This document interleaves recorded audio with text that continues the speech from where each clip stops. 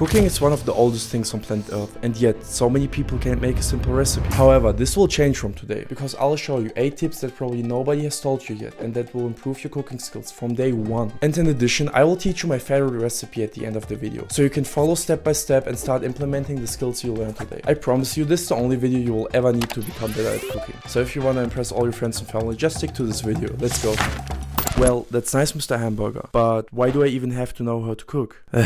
Okay, we're gonna keep it short, guys. 5 reasons why cooking is cool. It's cheaper, healthier, you are independent, you impress your girlfriend. But I don't have a girlfriend. Yes, because you can't cook. And most of the times it's even faster than waiting for Uber Eats. Any questions? No? Great, let's go. Okay, my first step is probably the most important of this whole entire video. And that is, learn how to cook single ingredients in all possible ways that exist. As an example, what I want you to do, take one protein source, one carb source, and the vegetable of your choice, and try to cook it in all possible ways that you can think of. Just to name a few, you can fry, boil, bake, or grill these ingredients. Just pick a few and try to nail them every time. You really want to take your time with this step and get really good at it. Don't even focus on recipes yet. I guarantee you, as soon as you can cook a couple ingredients in multiple ways, you can cook almost every recipe out there. Foods I would definitely recommend you to focus on at the beginning are chicken breast, steak, ground beef, potato, rice, eggs, fish, and tofu. Why? Simply because they are the most used ingredients in recipes. But Mr. Hamburger, how am I supposed to know how to cook any of these foods? I'm glad you asked, Tommy. Just use the 2-step verification method. You know, even me, the most known master chef in the world, forgets how to grill some juicy chicken wings sometimes. But that's exactly when I use this method. We're gonna use baked salmon as an example. Listen. For step 1, pull up Google and type in baking salmon.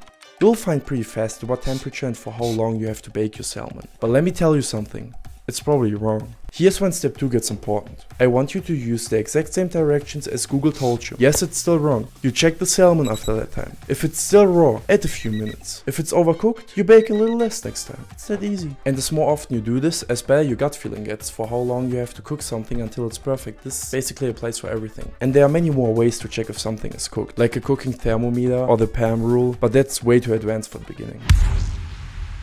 Actually, seasoning is a very difficult topic, and it takes definitely some time to understand how different spices complement each other to create an explosion in your mouth. So to make your life easier and just to focus on the cooking at the beginning, I'll give you my secret cheat code seasoning. It just takes 4 spices. Salt, pepper, garlic powder, and paprika powder. That's it. You can use this mixture for basically everything, and it tastes amazing. If you like it spicy, just add some cayenne pepper. Most recipes tell you how much of what spice you need anyway, so don't even overcomplicate this at the beginning. So far, no recipes are required at all. You can already create your own healthy, delicious recipe just by using those 2 steps. For example, how do nice oven roasted sweet potatoes with grilled chicken thighs and corn sound to you? Or a delicious looking salmon with baked baby broccoli and fluffy jasmine rice? Yeah, this could be you, no recipes. Just practicing the first tip for a couple of days and use my secret cheat code seasoning. You'll be surprised how much you can already cook with basic ingredients and seasoning. But I like to make lasagna. Of course you would like to make lasagna. Oh, what about pasta carbonara?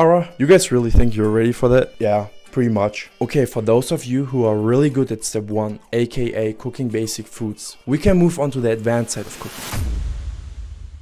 Even though you can cook almost every recipe if you're really good at step 1, there are still some things you have to pay attention to. Number 1, stick to short recipes. At the beginning, definitely stick to recipes with just a few ingredients and steps. We want to stay away from those that will take you hours in the kitchen and probably 15 plus ingredients. Number 2, read your recipe. Before you even turn on the stove or preheat the oven, take your time reading the recipe. Try to categorize all steps in the recipe and get a little overview. Number 3, don't rush cooking. After you put the steps into categories, focus on cooking one category at a time. For example, don't cook a sauce and fried chicken at the same time. You're more likely to burn the sauce and overcook the chicken just because you try to do too many things at the same time. Number 4, prep your recipe. For example, take all ingredients and put them into groups and cut up everything that needs to be cut up before you even start cooking. Number 5, repeat your recipe. If you really want to master a recipe, cook it multiple times. You'll start to remember steps and ingredients and you don't need to look it up anymore. As soon as you memorize the recipe, you can start adjusting it to your taste.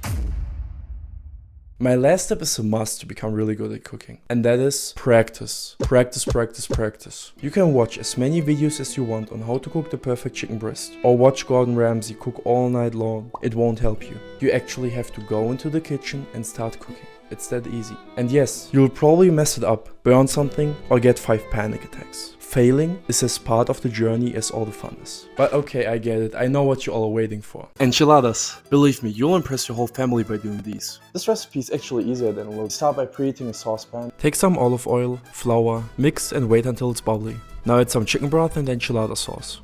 Actually, that's it with the sauce. Just reduce the heat a little bit and wait until it's bubbly. Now we can start boiling some water for our chicken. Boil the chicken for about 10 minutes. When it's done, shred it with 2 forks. Put the chicken back in the pan, add some tomato sauce, chicken broth, some oregano, garlic powder, chili powder, cumin, and some salt and pepper. Some chopped jalapeños and some parsley. Mix everything. And now just cook it for a couple of minutes until the sauce gets thick. Take a nice oven dish.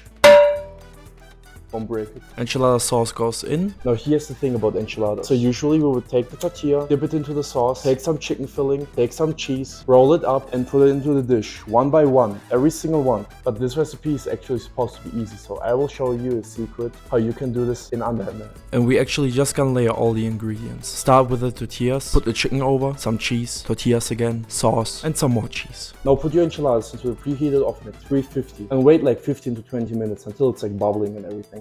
And it's done. It's actually that easy. Just go into the kitchen and start practicing. I promise you, you'll have fun cooking.